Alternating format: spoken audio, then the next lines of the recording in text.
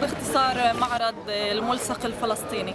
يعني اخترنا من الملصقات الفلسطينية من انطلاقة الثورة اللي هي بال65 لحتى يومنا هذا 100 ملصق، واخترنا نطبعهن ونعرضهن بالساحة عشان كل حدا يقدر يمرق يشوفهن.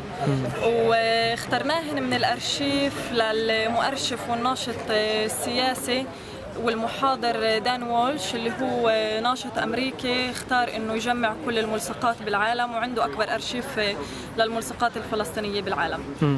فاخترنا بشكل مش بالضبط عشوائي، وإنما اخترنا أكثر الملصقات اللي أكثر محفورة برؤوس الناس من السبعينات والثمانينات، يعني تعبر عن مناسبات معينة. يعني طبعا في أغلبهن عن يوم الأرض، معركة الكرامة، تل الزعتر وغيرها.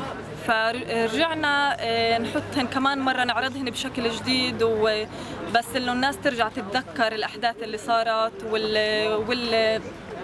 والمعارك والاحتلال بشكل عام.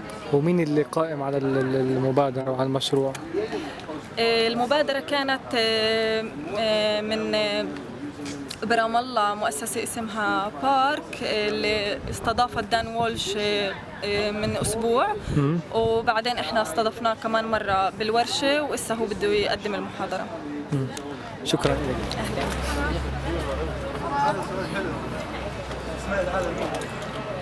الصراحة أنا بعرف كم واحد يعني، بس لازم كمان نذكروهم يعني. مش كل المكتوب أو مش ولا واحد.